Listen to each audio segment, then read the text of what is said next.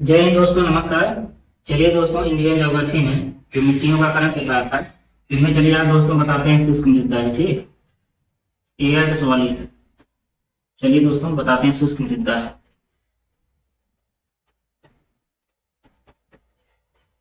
चलिए दोस्तों ध्यान से देखिएगा।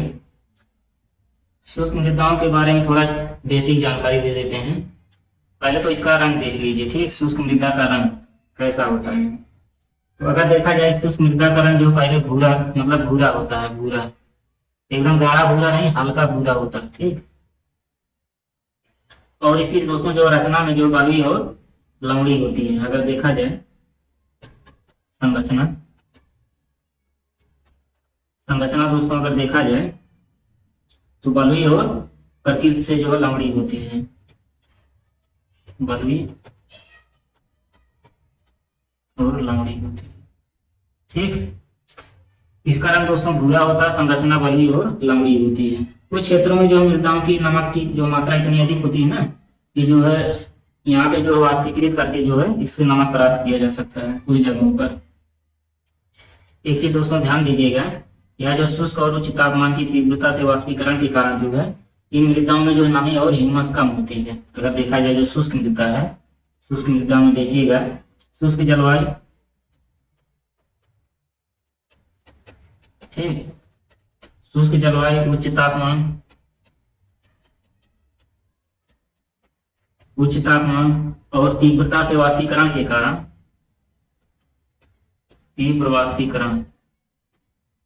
ठीक, शुष्क जलवायु, उच्च तापमान और तीव्र वाष्पीकरण के कारण क्या होता है, नमी और हिम्मस कम पाया जाता है। इसमें नमी कम और हिम्मस हिम्मस दोस्तों कम पाया जाता है। ठीक, तो दोस्तों अगर देखा जाए चूने की मात्रा जो है इसमें अधिक पाई जाती है। अगर देखा जाए इसमें जो नाइट्रोजन अपर्याप्त और फास्फोरस की समानता जो है कम होती है। अगर देखा जाए, देखिएगा ध्यान से, इस मिट्टी में कहाँ पे लिखे हैं, चलिए यहाँ पे लिख देते हैं शुष्क मृदा। इसमें ध्यान दीजिएगा, इसमें शुष्क मृदा में इसमें क्या होता है, नाइट्रोजन नहीं, मतलब नाइट्रोजन पर्याप्त नहीं पाया जाता है, नाइट्रोजन कम पाया जाता है। ठीक, नाइट्रोजन कम पाया जाता है और फास्फोरस कम पाया जाता है।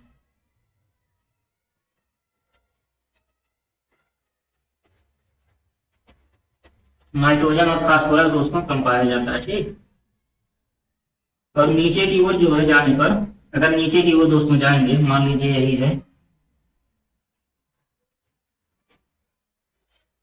ठीक, नीचे की ओर दोस्तों जाने पर जो चूने की मात्रा जो है बढ़ते जाने के कारण जो है निचली परतों पर कंकड़ परतों की मात्रा जो पाई जाती है। देखिए कंकड़ पत्थर है। ठीक, और शुष्क मृदा में अगर नीचे, मतलब नीचे की तरफ अगर आप जाते हैं तो चूने की मात्रा जो है अधिक पाई जाती है। ठीक, चूने की मात्रा बढ़ती जाती है, चूने की मात्रा अधिक पाई जाती है। ठीक, और मृदा के तली संस्तर में जो है कंकड़ों की परत के बनने के कारण जो है पानी का रिसाव जो है सीमित हो जाता है। ठीक, तो ये जो कंकड़ की परतें हैं, यहाँ तक जाते जाते पानी का रिसाव जो है सीमित हो जाता है। इसलिए सिंचाई किए जाने पर जो मृदाओं के पौधों में जो है वृद्धि के लिए जो है नमी सदा जो उपलब्ध रहती है। ठीक, और अगर देखा जाए चीज और ध्यान दीजिएगा, ये जो शुष्क मृदा है, शुष्क मृदा में जो है शुष्क स्थलाकृत वाले जो पश्चिमी राजस्थान में पाई जाती है। अगर देखा जाए इसमें ये मृदा जो है शुष्क स्थलाकृत वाले,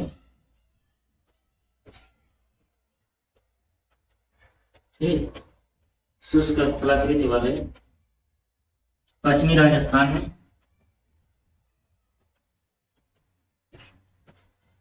शुष्क स्थलाकृत वाले पश्चिमी राजस्थान में और अभिलाक्षणिक रूप से विकसित होती हैं राजस्थान में ही।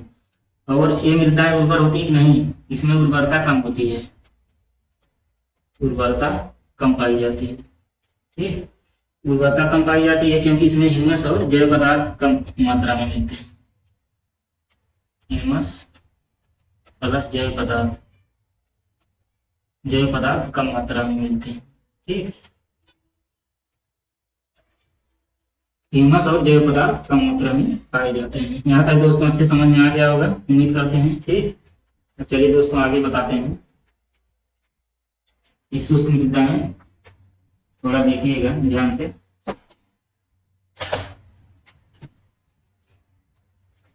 यह जो शुष्क मृदा है इसमें जो है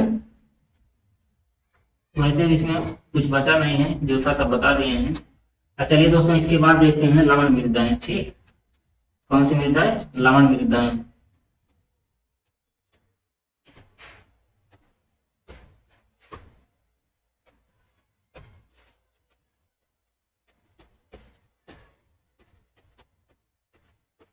चलिए दोस्तों देखते हैं लवण मिट्टी। लवण मृदाओं को जो है ऊसर मृदा भी बोलते हैं। ठीक, अगर देखा जाए तो इसे दोस्तों जो है ऊसर मृदा, ठीक, ऊसर मृदा भी कहते हैं। ऊसर मृदा भी कहते हैं। लवण मतलब लवण मृदा में अगर देखा जाए इसमें इसमें दोस्तों जो है सोडियम हो गया, पोटेशियम हो गया, मैग्नीशियम हो गया। ठीक, सोडियम, पोटेशियम और मैग्नीशियम, इनका अनुपात अधिक होता है। यह जो है अधिक मात्रा में पाई जाती है। ठीक, इसी कारण से जो है लवण मृदाएं जो होती हैं वो अनवर होती हैं। ठीक, उर्वरता जो है इस मृदा में कम होती है। इसी कारण या इसी से उर्वरता इस मिट्टी में कम पाई जाती है। ठीक,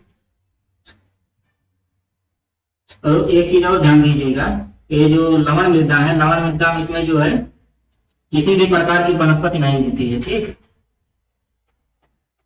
इसमें दोस्तों जो है किसी भी प्रकार की वनस्पति नहीं होती है, मतलब नहीं के बराबर नहीं होती है वनस्पतियां। मुख्य रूप से शुष्क जलवायु और खराब आबोहवा के कारण जो इसमें लवणों की मात्रा बढ़ती है। लवण मृदा के बढ़ने के कारण अगर देखा जाए तो इसमें जो शुष्क जलवायु, ठीक, शुष्क जलवायु और खराब आबोहवा के कारण,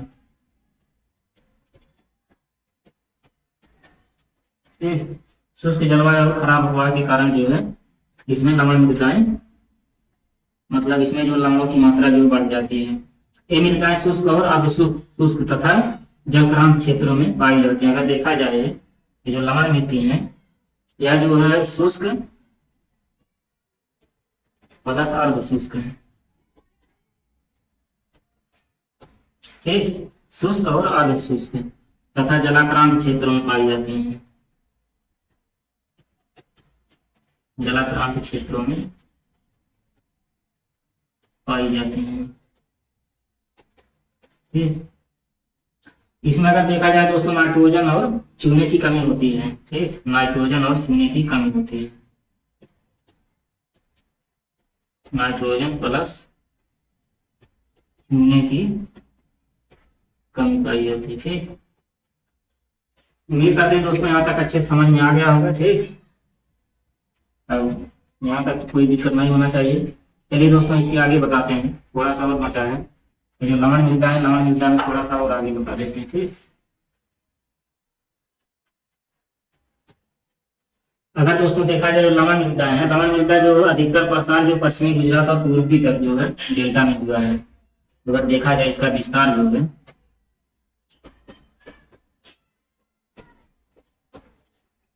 लवण मृदा का विस्तार कहां से कहां तक हुआ है, तो अगर देखा जाए तो अधिकतर विस्तार जो है गुजरात और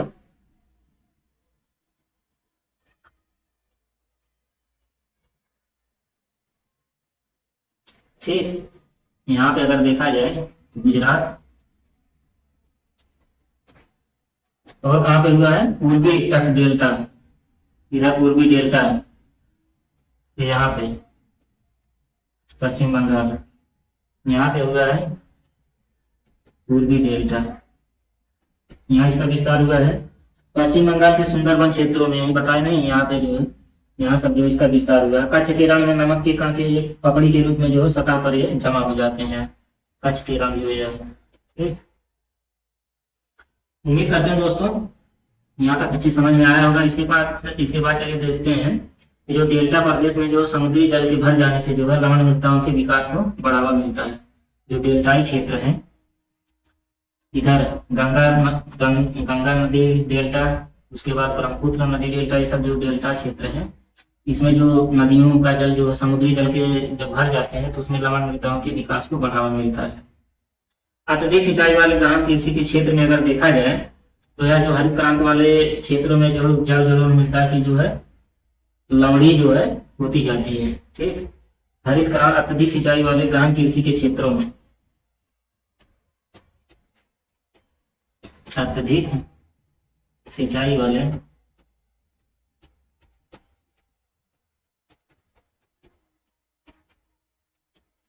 गहन कृषि के क्षेत्रों में, ठीक, अत्यधिक सिंचाई वाले गहन कृषि के क्षेत्रों में विशेष रूप से हरित क्रांति वाले क्षेत्रों में जो है उपजाऊ जलोढ़ मृदा की जो है लवणी मृदा होती जाती है।